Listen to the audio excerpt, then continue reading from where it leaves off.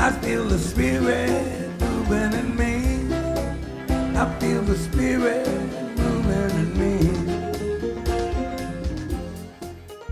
Wow. Well, we've been on a journey for the last 4 weeks. We began with a simple, audacious claim that the self is not a fixed thing. The person that you believe yourself to be is not a verdict, right? You are a work in progress. You've probably been told that before. You are a living, breathing, neurologically plastic becoming.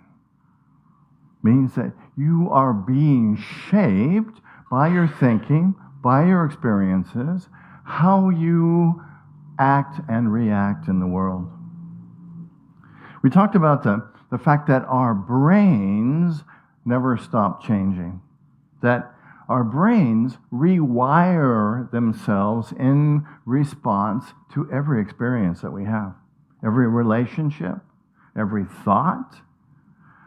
Every thought you choose again and again returns to that place within you, and your brain is constantly being rewired. Used to be the thinking was that, you get to a certain age, the brain is done. But what neuroscience is discovering is that our brains are continually changing. So this is the final talk in this series. And so my question is to you today, what do you commonly do every day without thinking about it? It's not a rhetorical question. It's a real one, right? I want you to sit with that for just a moment. What do you do every day without thinking? Not the big things, not the aspirations, the small things, the habitual things. What is the first thing you reach for in the morning? I hope it's not your phone, but it wouldn't surprise me because mine is always right by my bed. But, and how do you talk to yourself when you make a mistake? Do you reflect, respond in a way maybe your parents responded to you or some teacher? Are you compassionate with yourself? Or do you say, doggone you, right? When will you ever get your blank together, right?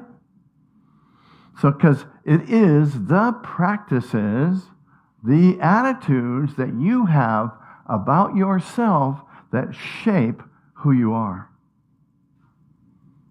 This becomes the texture of your beingness, right? Your ordinary moments are your most sacred acts, right? Because the truth is, what you practice, you become. The way that you speak to yourself determines the shape of you, right? Not just the peak experience, not the meditation retreats, not just the Sunday mornings, as much as I love seeing your faces here, but the ordinary moments in your life, the repetitions, the small, the consistent, probably the most unwitnessed choices about where you place your attention. And what do you do with your body and your mind when nobody is watching?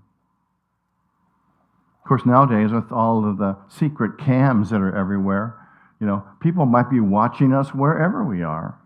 certainly watching us right here, right now, watching me.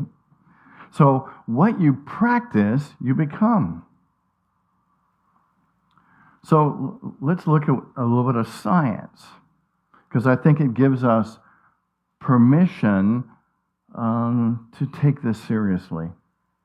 In 1949, a Canadian neuropsychologist named Donald Hebb proposed what has become, I think, one of the most quoted principles in modern neuroscience. And you probably heard it before.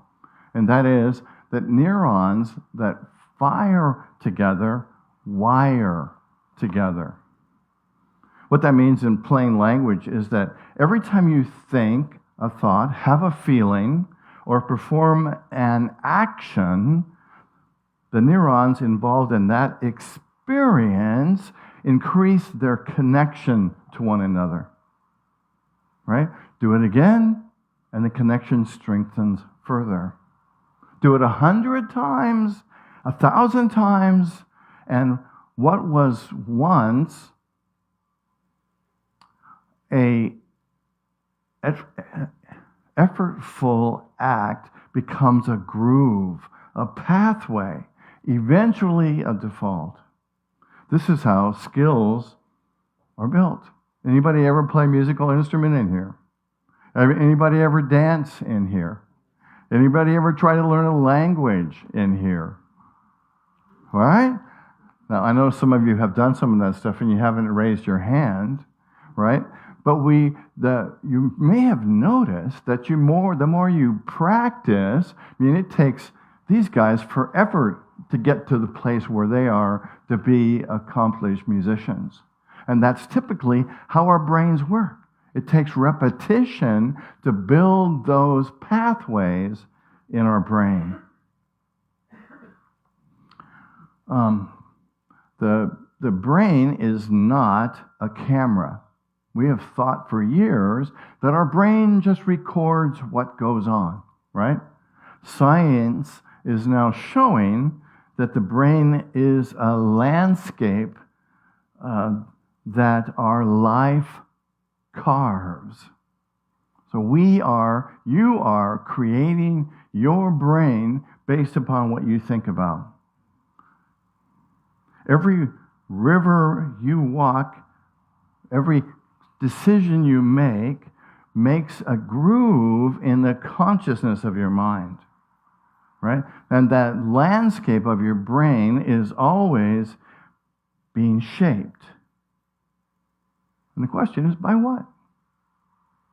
It's shaped by the things that you do in your life, the way you think, the way you act, the way you feel.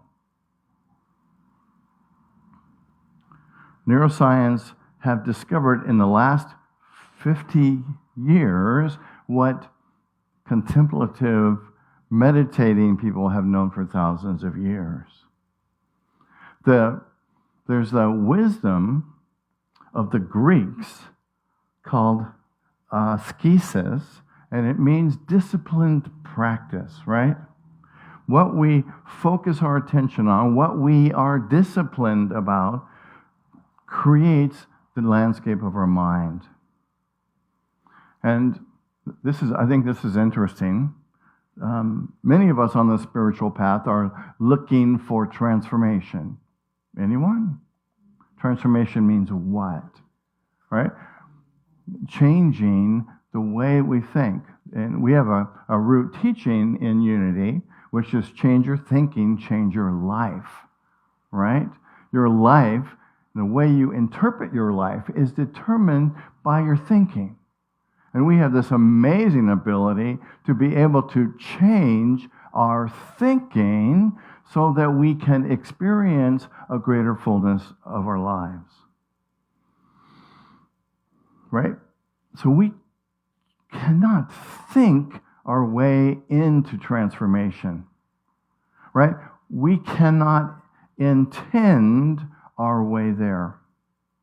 We can't even pray our way there. Transformation is a craft, right?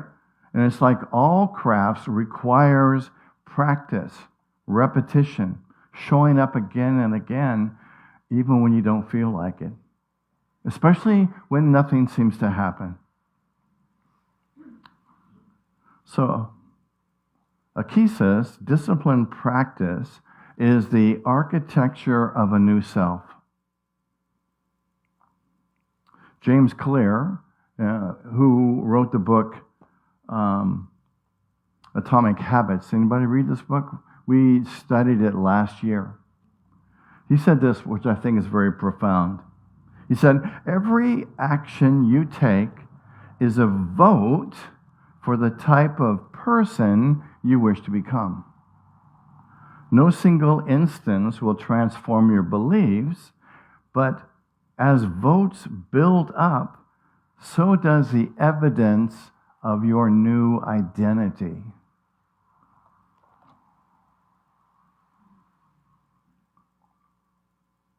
You know, identity change doesn't happen by deciding who we want to be. It happens by casting numerous votes for a new self through consistent action, right? Every time you sit for 5 minutes, meditating, reflecting, you are casting a vote for who you want to be. For a person that is capable of being in the silence, in the stillness. Every time you choose a generous thought over a resentful one, you're casting a vote for the person who lives in generosity. Every time you return to your breath, your practice, your community, you're not just doing the thing, you are becoming that person. Charles Fillmore, Unity's co-founder, said that faith is not a feeling you have or you don't have. Faith is a practice. You exercise it, you strengthen it, you return to it. In the same way, love is not just an emotion, right? Love is a discipline. You practice loving when it's inconvenient, right? You practice loving the person who makes your life hard.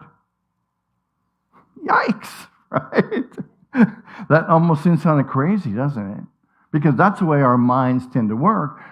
As human beings, we often do the opposite. Somebody hurts us, somebody says something that hurts us, we can sometimes recoil from it and withdraw our love, right? And if we do the opposite, and if we move towards that with love, we build those pathways for love.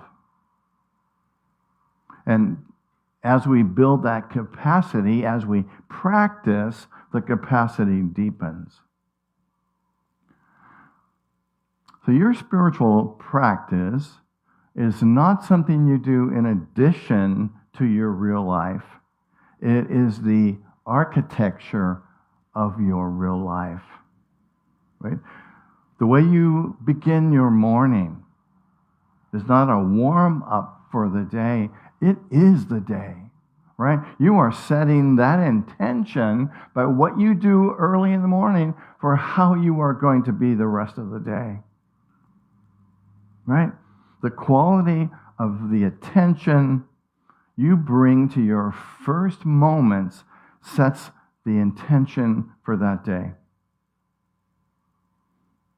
The practice is not preparation. The practice is the thing. Now, I want to talk about prayer. I have different ideas about prayer than a lot of people do, and I hope you'll just consider the thoughts I'm going to share with you. Most of us were taught that prayer is words directed upwards to a God that lives up in the heavens someplace, right? It's a petition. It's a showing of gratitude. Oftentimes it's a begging. Oh God, make me strong, make me love. Bring money into my life. Bring this perfect person into my life. Anybody ever prayed like that? Now be honest, because a lot of us, I was brought up in a traditional Christian church, and that was how I was taught to pray, right? And I honor that.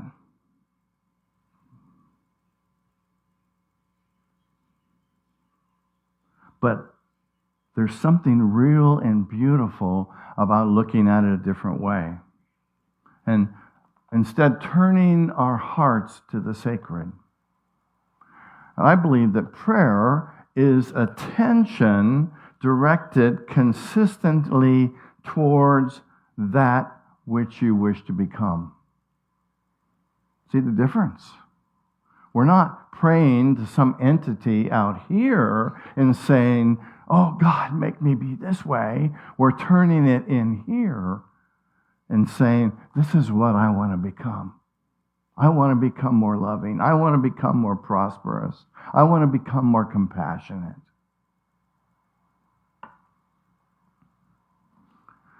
I believe that every repeated act of kindness is a prayer. I believe that everything is a prayer. I no longer believe, like I did when I was a child, that prayer was about kneeling beside my bed and talking to some God out there. Right? I now believe that everything is a prayer. Everything I think is a prayer. Everything you think is a prayer. Everything we do is a prayer.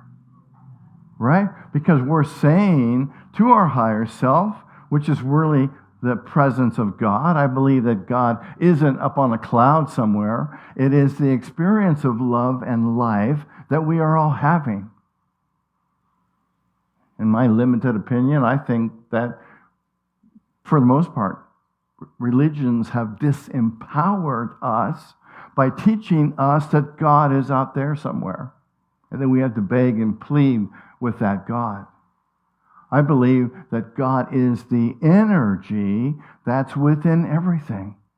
Right? It's the energy that responds to how we present ourselves in the world.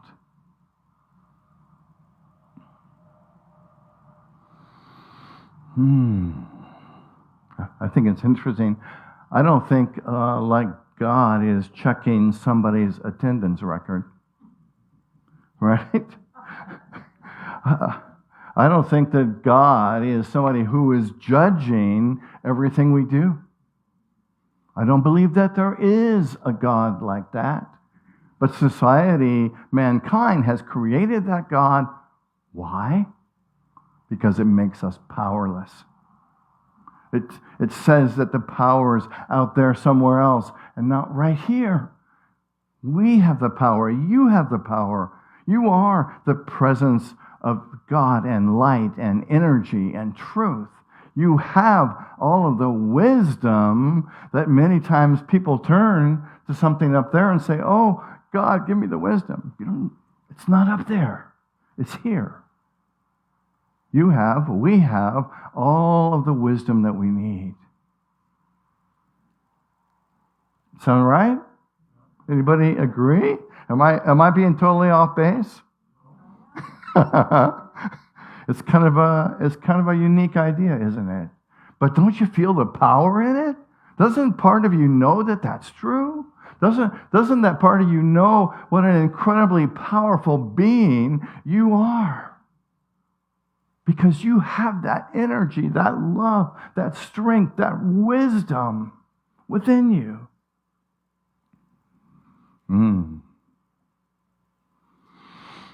Wow. Emily, my partner, who died a year ago, she painted frequently. And she painted sometimes even when she didn't want to, right? Even when she wasn't in the mood to paint, she would paint. And I asked her one time, if painting felt mechanical to her, or the daily painting that she did drained her. And she said something I've never forgotten. She said, the days I don't feel like painting are the most important days to paint. Because those are the days I find out who I really am. The days I don't feel like painting are the most important days, because they're the days I find out who I am. Right? And this is true for all of us.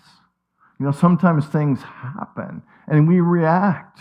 We get angry.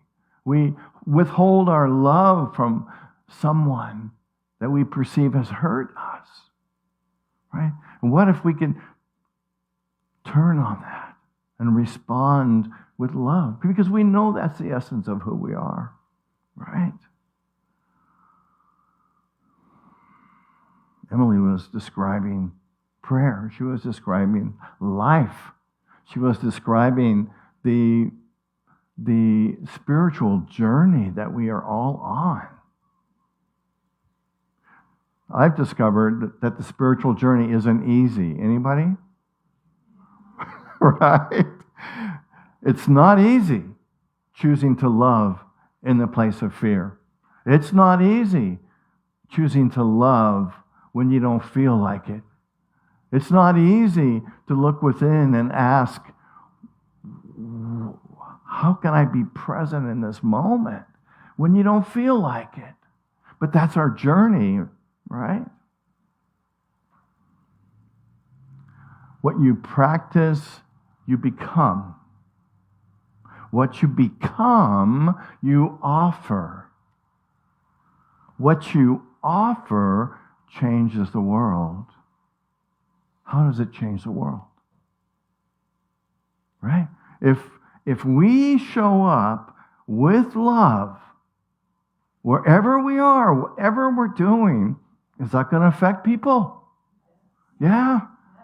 It has a huge effect on people for us to be able to show up in love, not get caught up in the fear, not get caught up in the doubt. And not to say those things don't happen, because it is. And this is a spiritual path to recognize, shoot, the fear's showing up. So I can take a breath. Okay, this is what's real for me right now. Or this is what the illusion of what is real is for me right now, because I've been triggered. And I can choose to respond with love or with fear. What you practice, you become. What you become, you offer. And what you offer changes the world. And I think that this message is so important right now in the state of our country, in the state of the world. We need a shift, right? We need a shift. We need to not buy in to the hate and the fear that's in the world, in the illusion of the world, and make a choice to respond differently.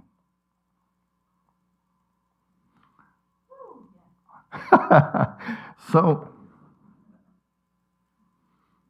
we're almost at the end of this talk, almost at the end of this series, and I don't want to leave you with just these ideas. I want to invite you into something really big, right? I want you to think of one small, concrete practice that you will carry out of this series. Something specific, something doable, something that takes less than 10 minutes, and something that touches even lightly, even obliquely, the transformation that you know that you need right now. It might just be minutes of stillness before you pick up your phone in the morning. right? It might be recognizing when your buttons are pushed and taking a breath and choosing to respond with love.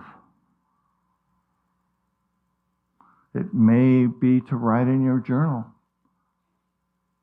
something that impacted you in the day, that helped you connect to the truth of who you are. It might be just a moment of gratitude for a meal that you're about ready to eat. It might be a moment of gratitude in the evening at the end of the day when you climb into your bed, just to say, I'm so grateful for my friends, for my family, for the love in my life, for who I am.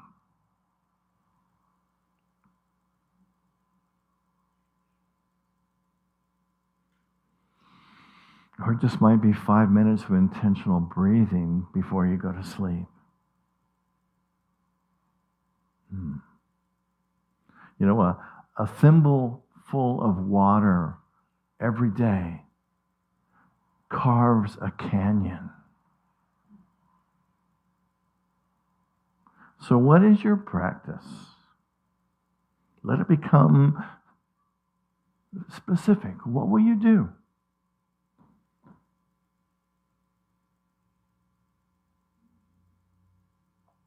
What will you do? Think of something.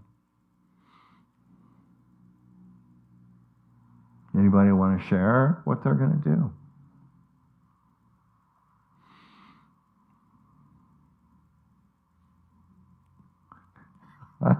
You can do it. It's really powerful to share. And to breathe. Okay. Please keep breathing. Somebody else, what are you going to do? Exercise. Okay, exercise. Yes. What are you going to do? Rest. Yeah. Sing. Beautiful. Dance. What are you going to do, Kate? Before I go to bed, I'm going to do Peter, Paul, and Mary and read all my spiritual books. Okay. Read all your spiritual books and do Peter, Paul, and Mary. What song would that be? What's the song Peter, Paul, and Mary sang? Anybody remember? Puff the Magic Dragon, If I Had a Hammer, right?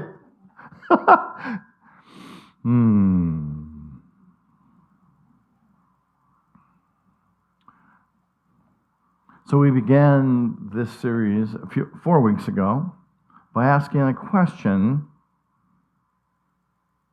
that many of us have carried, I think. And the question might be, is it too late for me to change? And the answer is that neuroscience and the contemplative traditions and every honest spiritual teacher has given the same answer, and that's no.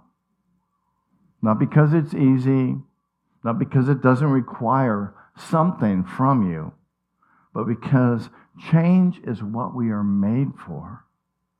You are a living brain in a living body, shaped by every moment that you pay attention to.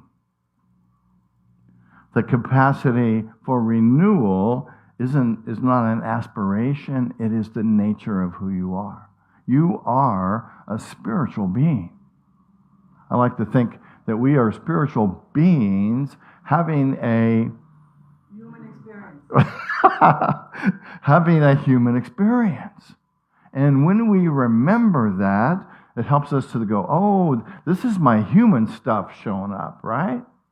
How can I see my human stuff through my spiritual eyes? How can I open my eyes and be aware of the truth of who I am?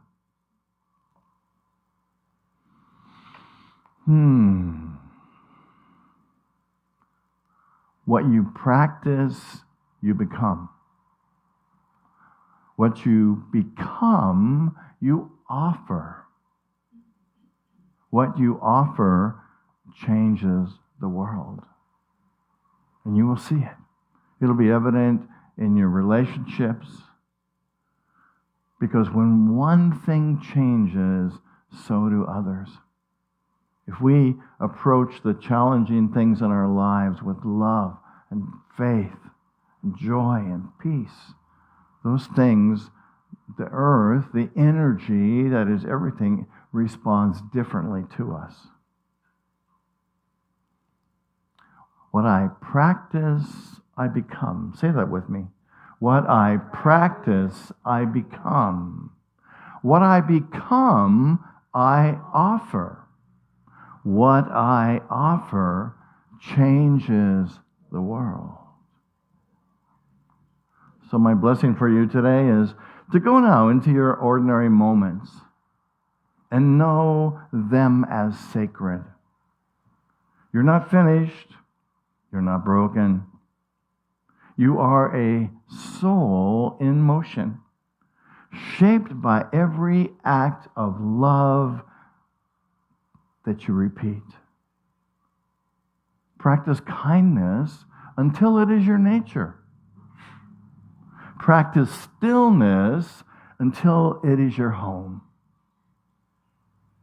Practice returning to your breath, your truth, your community, until that returning becomes your prayer.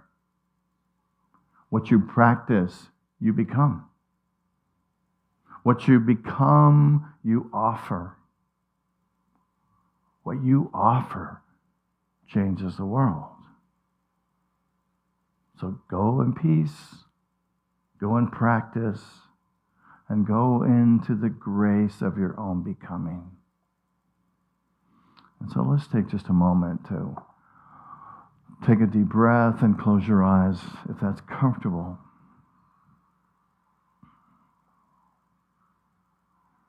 And I invite you just to sit with the remembrance that you are a spiritual being having a physical experience. And you get to choose.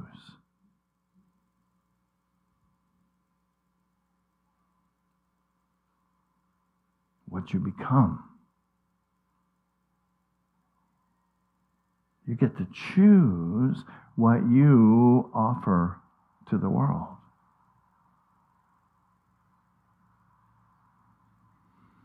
And in this important time in history, be the change that you want to see in the world, as Gandhi said. What would that be? What would that be for you to be that change? Let's just reflect on that for a few moments.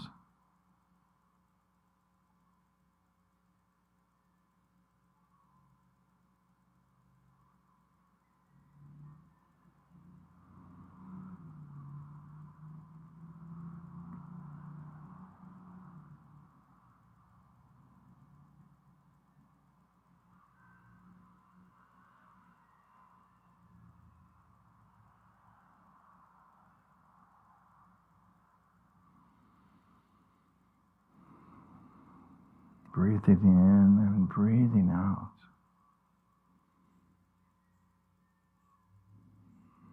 Breathing into that which you are, that truth, that spiritual beingness, that love, that wisdom, that power.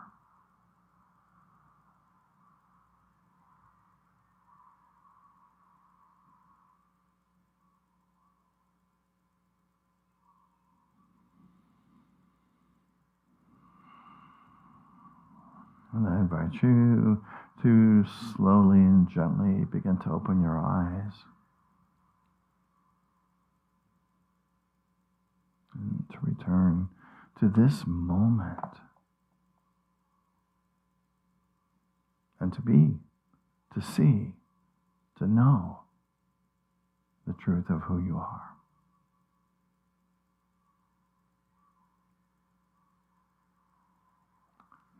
Namaste. And anything else? Wow. It's great to be here. Thank you all for being here today. Thank you out there in Facebook land. We love you and we appreciate you. Why don't we all stand and we'll pray together the prayer for protection, and then we'll hold hands and sing the peace song. So for ourselves, for this ministry, for our country, for the world, let's pray together. The light of God surrounds us. The love of God enfolds us. The power of God protects us, and the presence of God watches over us wherever we are. God is. God bless you, friends. Thank you for being here. Where I live, there are rain.